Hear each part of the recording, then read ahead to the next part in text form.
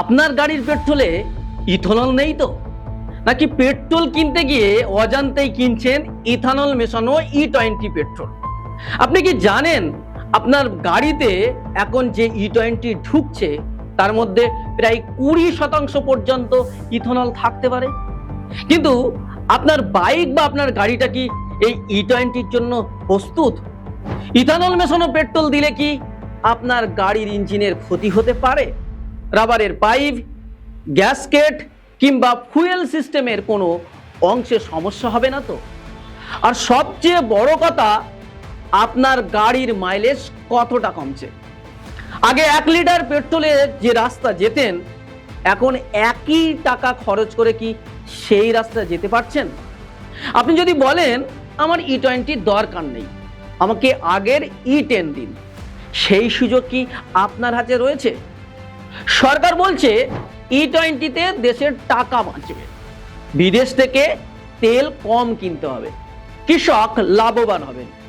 তাহলে প্রশ্ন হচ্ছে, দেশের টাকা বাঁচছে কিন্তু আপনার টাকা বাঁচছে কোথায়? পেট্রোলে 20% পর্যন্ত ইথানল মেশানোর পরও পেট্রোলের দাম কেন কমছে না? E20 নিয়ে এমনই কিছু হিসাব আজ আপনাদের সামনে রাখবো। সরকার কি বলছে, বিরোধীরা কি বলছে, গাড়ির কোম্পানিগুলো কি বলছে, আর বিজ্ঞান বা কি বলছে, এবং শেষ পর্যন্ত আপনার গাড়ি আর আপনার পকেটের উপর কতটা প্রভাব পড়ছে। আর এই নিয়ে আজ আমাদের হক কথা।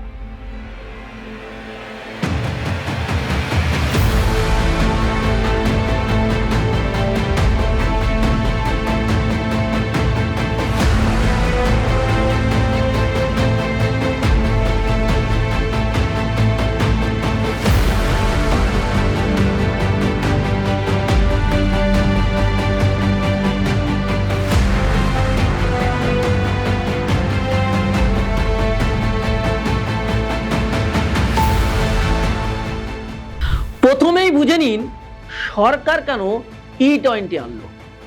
ভারত নিজের প্রয়োজনে বিপুল পরিমাণ অপরিশোধিত তেল বিদেশ থেকে কেনে।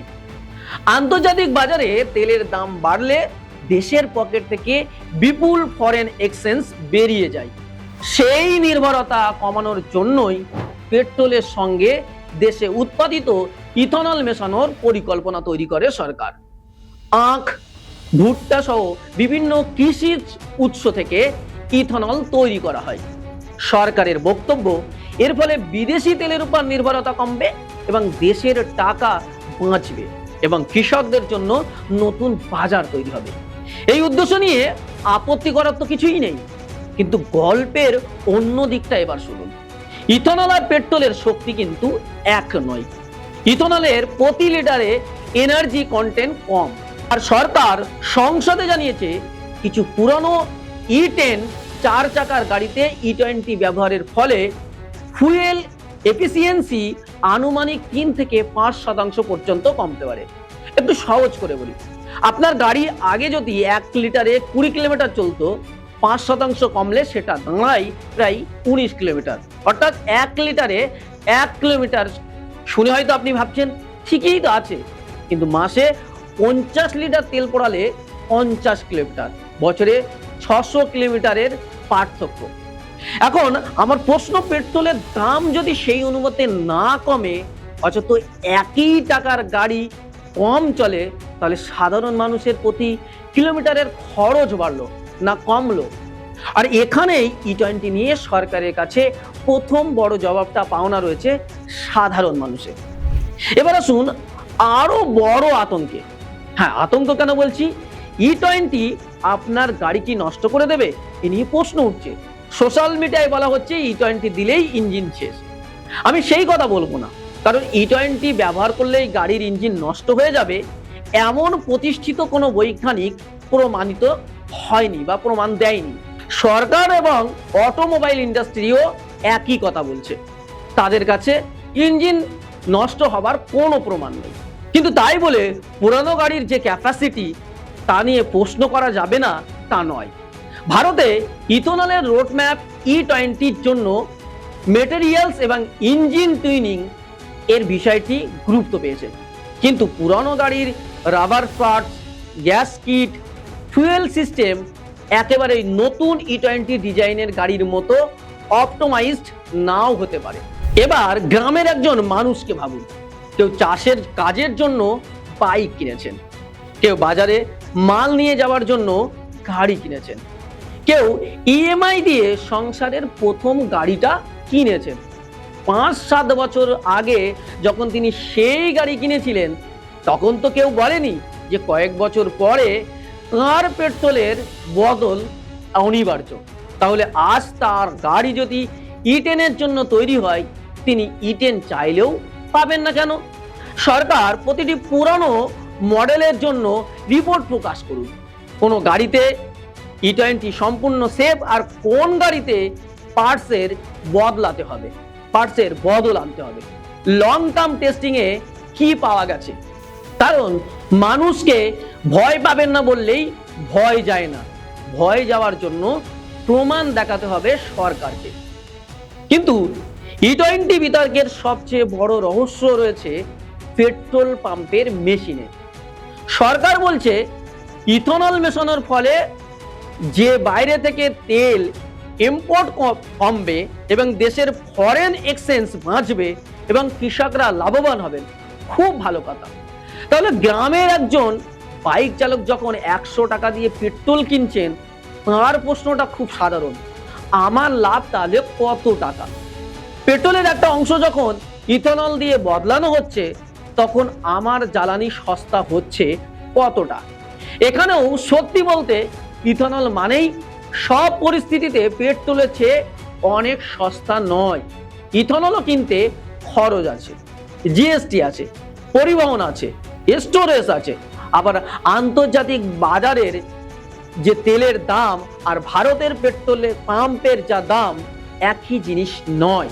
ফলে ক্রুড থেকে তৈরি পেট্রোল তৈরি করতে রিফাইনিং লাগে, পরিবহন লাগে, ডিলার কমিশন লাগে, তারপর রয়েছে কেন্দ্র ও রাজ্য সরকারের শুল্ক। তাই পেট্রোলের দাম নিয়ে শুধু দিল্লিকে প্রশ্ন করব না, রাজ্য সরকারকেও প্রশ্ন করব। কিন্তু E20 যদি সত্যি দেশের ইম্পোর্ট বিল কমায়, হাজার হাজার কোটি টাকার ফরেন এক্সচেঞ্জ বাঁচায়, তাহলে সেই সাশ্রয়ের একটা অংশ ট্যাক্স কমিয়ে সাধারণ মানুষকে ফেরত দেওয়া যায় না কেন? আর একটা হিসাব প্রকাশ করুন, 1 লিটার E20-তে কৃষক কত পাচ্ছেন, ইথানল প্রডিউসার কত পাচ্ছে, অয়েল কোম্পানিগুলো ইকোনমিক সিস্টেম কি, সরকার কত ট্যাক্স পাচ্ছে, এবং শেষে পাম্পে দাঁড়িয়ে যে মানুষটা নিজের পকেট থেকে টাকা দিচ্ছেন, তিনি কতটা লাভ পাচ্ছেন। এই হিসাব সামনে এলেই বোঝা যাবে E20 আসলে কার জন্য কতটা লাভজনক। আর এখানেই E20 নিয়ে রাজনীতি শুরু হয়েছে।